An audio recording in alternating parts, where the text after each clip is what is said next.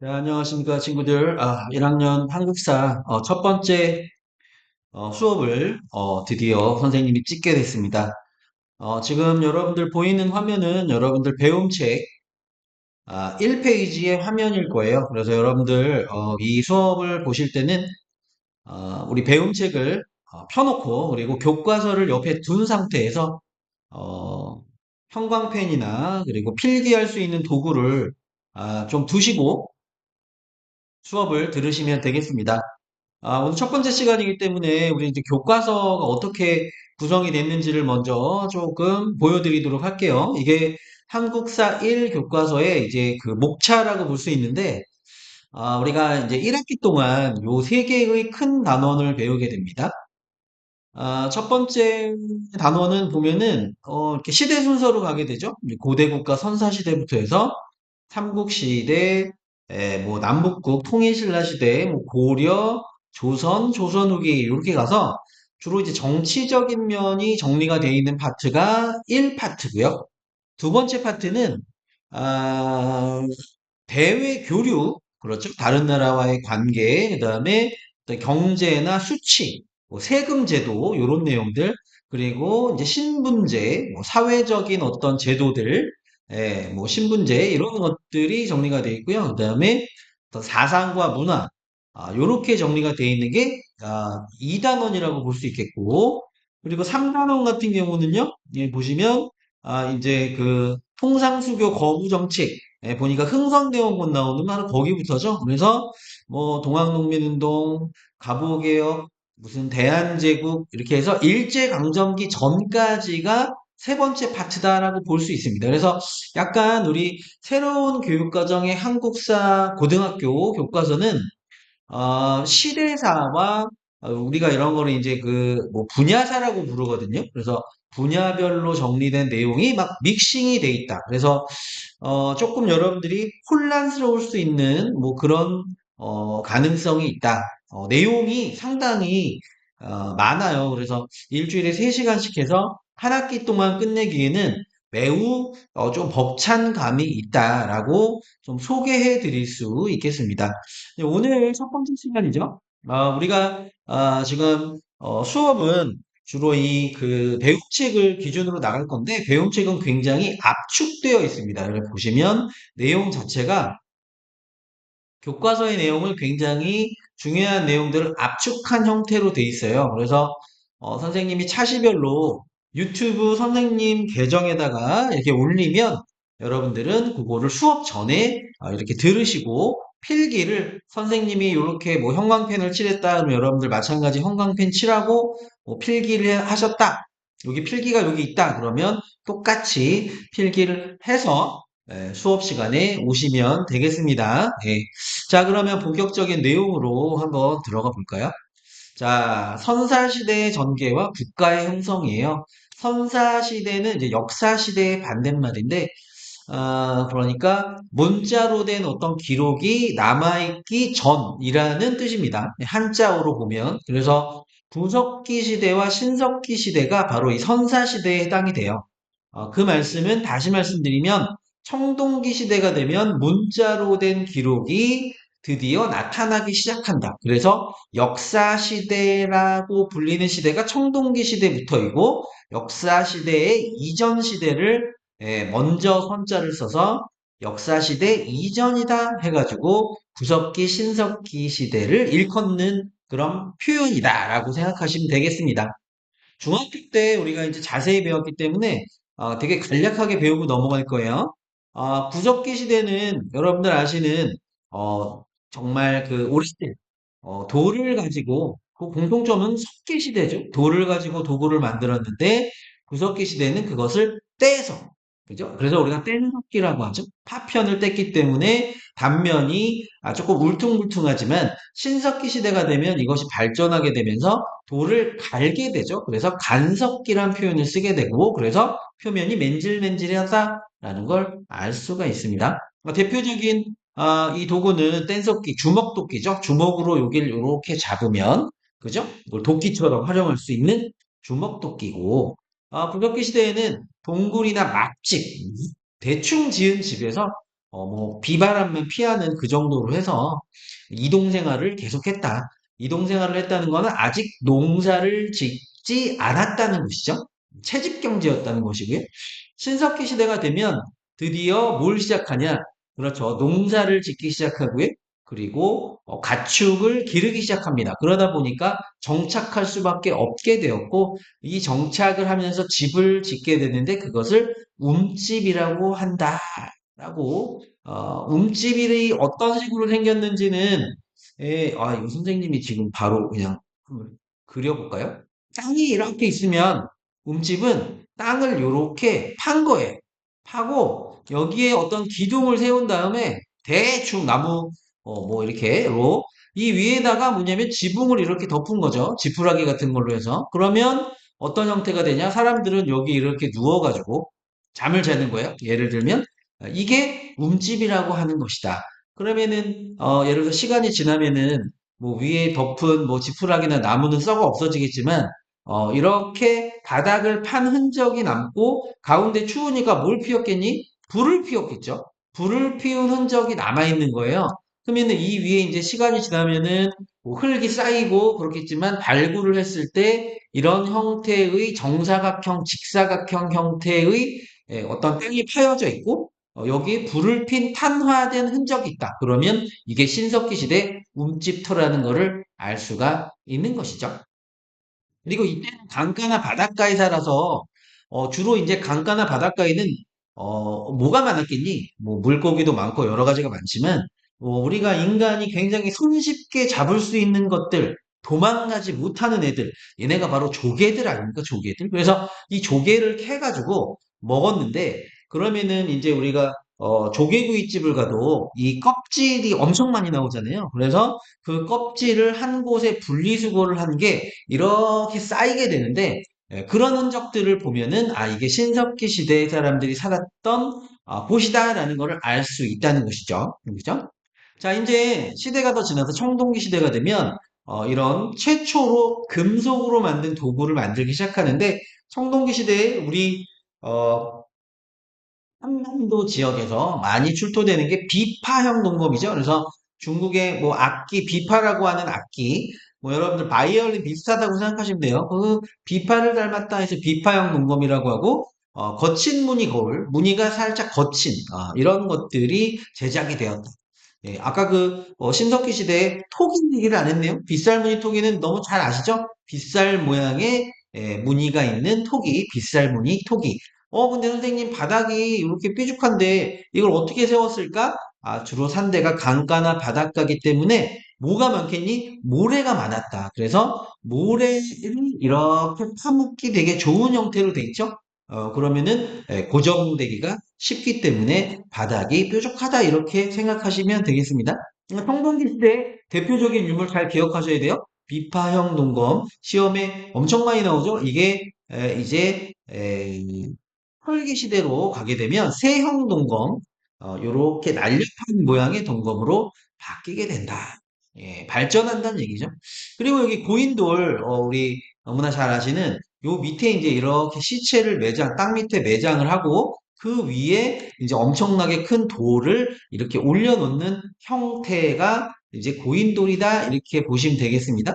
이렇게 큰 돌을 멀리서 옮겨왔다는 거는 그만큼 그렇죠? 이 사람이 굉장히 중요한 사람이었고, 그래서 이 사람이 중요하다는 것은 계급이 발생했다는 것이고, 이 사람이 높은 사람이었기 때문에, 신분이 낮은 사람들이 강제로 동원돼서 이런 큰 돌을 옮겨와야만 했다. 그래서 결국은 청동기 시대 사유재산과 계급이 발생했다. 정치적인 권력을 가진 지배자가 출현했다라는 얘기를 하게 되는 거죠. 그래서 알려진 모든 최초의 국가는 지금까지 알려진 바에 따르면 모두 청동기 시대에 등장하게 된다는 겁니다. 그러면 이 법칙에 끼워 맞춰 보면 우리나라 최초의 국가는 어느 나라죠? 그렇죠. 고조선이죠. 여기 밑에 나오죠. 그러면 고조선은 어느 시대에 처음 만들어졌겠니? 청동기 시대에 처음 만들어졌을 것이다 라는 것입니다. 자, 우리 역사상 최초의 국가 고조선에 대해서 살펴보게 되면 고조선은 크게 보면은 단군조선과 미만조선으로 나눌 수가 있어요. 자, 단군조선 먼저 살펴보죠. 자, BC, Before Christ 2333년에 고조선이 세워졌다라고 중국 책에 기록이 되어 있습니다. 그래서 물론 중국 책에 BC라고는 안 돼 있고 이거를 환산하면은 이때쯤 된다는 거예요. 자, 이때 청동기 시대에 처음 최초의 국가 고조선이 만들어졌고요. 이때 굉장히 강성했기 때문에 중국의 어떤 나라들과 다툴 만큼 성장했다. 뭐 부왕이나 준왕 이런 왕들이 대표적인 왕이고 왕 밑에는 상대부 장군 같은 이러한 관직이 있었다. 이제 고조선의 사회를 알 수 있는 법이 바로 팔조법이죠. 금법, 금지하다 할 때 금자를 써서 8가지를 금지하는 법이다라는 뜻인데요. 여기 교과서 11페이지에 보면 잘 나와 있어요. 11페이지가 어디, 여기 있네요. 자, 고조선의 팔조법. 사람을 죽인 자는 즉시 죽이고, 뭐죠? 이거 생명 존중 사상. 사람을 죽이면 안 돼라는 의미죠. 그죠? 남에게 상처를 입힌 자는 복식으로 갚는다. 여기서 뭘 할 수 있죠? 농사를 졌구나. 농경사회였구나라는 거.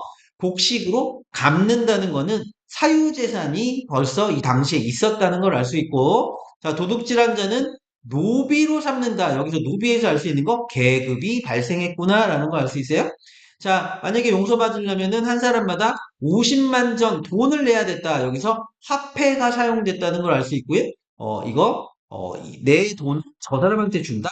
상실담제가 있었다는 걸 알 수가 있고. 자, 여자들은 주어가 여자입니다. 모두 정숙하여 음란하고 편벽한 짓을 하지 않았다라는 얘기는 남자들은 그런 짓을 하기도 했다라는 거예요. 그래서 남자들이 중심이 되는, 그래서 여자들은 어떤 자유를 그렇게 얻지 못하는, 우리가 이런 것들을 가부장적 사회다 이런 표현을 쓰지 않습니까? 그래서 고조선이 가부장적인 떤 사회였다는 걸 알 수 있는 고조선의 8조 법이 되겠습니다.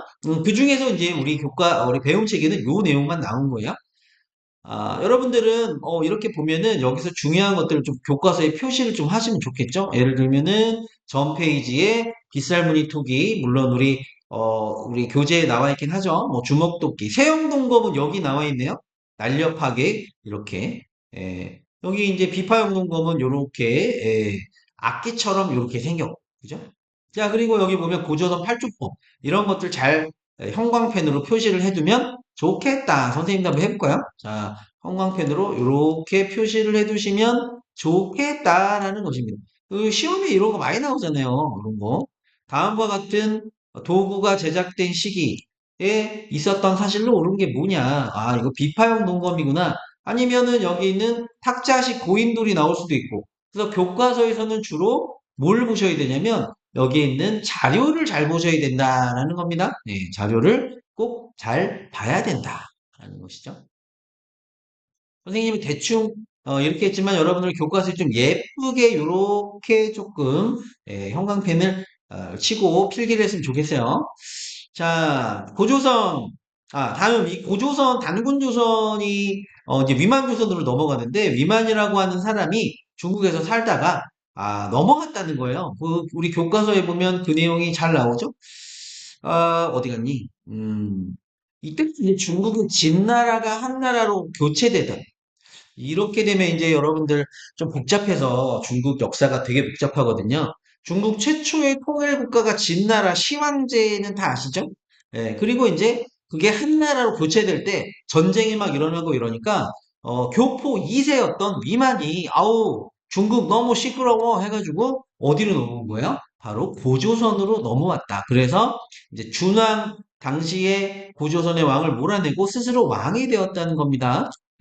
그래서 이 위만이 그렇죠. 여기 나오네요. 진한교체기에 들어와서 준왕을 몰아내고 뭘 가져왔냐? 중국에서 선진 철기 문화를 가져와서 바로 이 위만조선부터 우리 한반도는 철기 문화를 받아들이게 되었다라는 겁니다. 물론 뒤에 한나라의 대정복 군주였던 한나라 무제의 침략으로 고조선은 멸망하게 되고요. 이 한나라가 군현을 설치해서 우리를 일종의 식민 통치를 하게 되었다라는 내용이 간략히 정리가 되어 있습니다. 자, 다음은 이제 11페이지 교과서의 11페이지를 보면 이제 되게 이제 요런 내용들이 자료가 이것도 여러분들 다 잘 표시해 두시고 내용을 잘 보셔야 되고 요런 지도도 시험에 굉장히 많이 나와요. 그래서 여기 예를 들어서 가나 다라 마 해가지고 뭐 나 국가에 대한 설명으로 뭐 이런 식으로 문제가 많이 나온다. 예, 요런 것들 잘 봐두시고 그다음에 이제 국가별 특징들 어떤 게 있었는지 나중에 시험 공부하실 때 조금 잘 눈여겨서 보셔야 되지 않을까라고 생각을 하고 우리는 지금 배움 책을 보면 여기도 정리가 잘 되어 있습니다.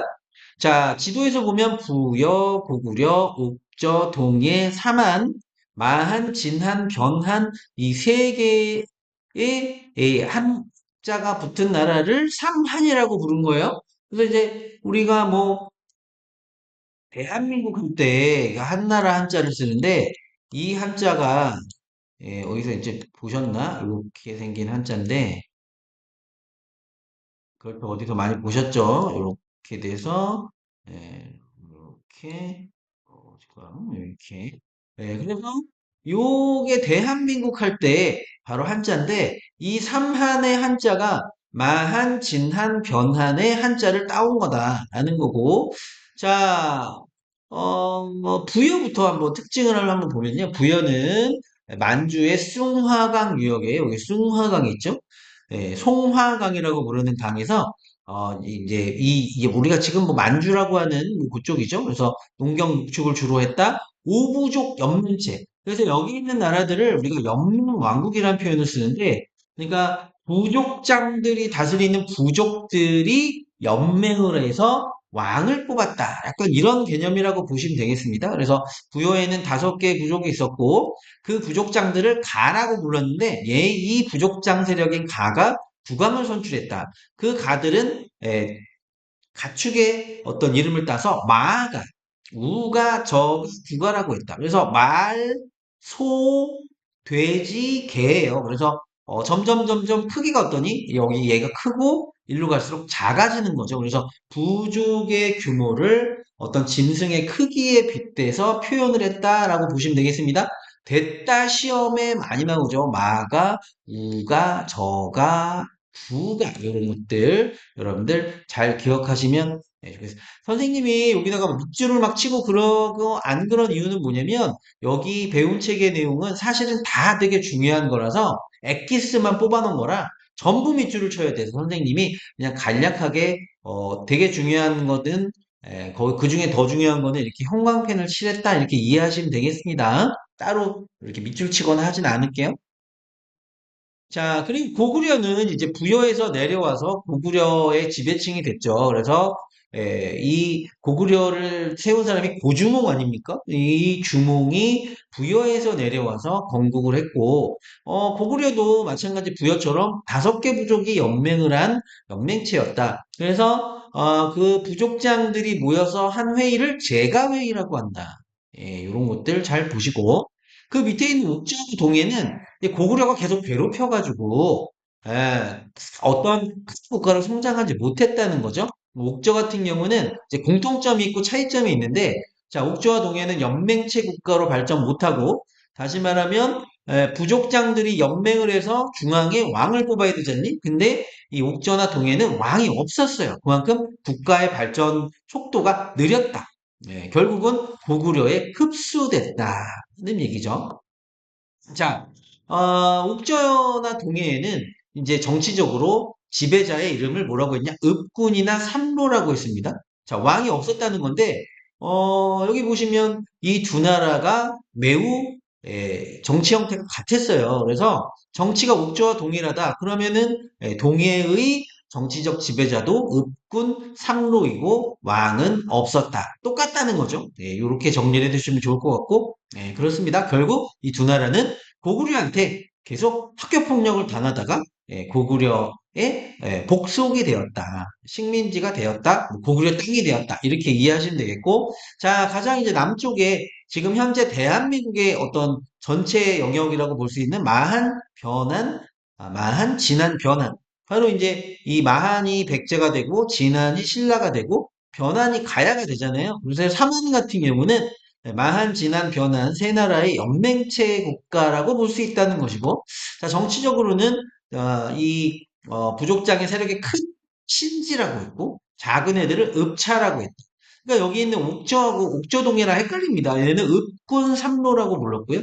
사마는 신지 읍차라고 불렀다. 그래서 이 차이점을 좀 알아두시고, 사만에서 되게 중요한 거는 제정치 사회가 아니고 바로 사마는 그 제사를 담당하는 천군, 종교적 지배자가 분리돼 있었다는 거죠. 그래서 정치적 지배자인 군장과 이 종교적 지배자인 천군이 분리가 돼 있었다. 그죠? 그래서 이 천군이 통치하는 신성 지역을 뭐라고 했냐? 수도라고 불렀다.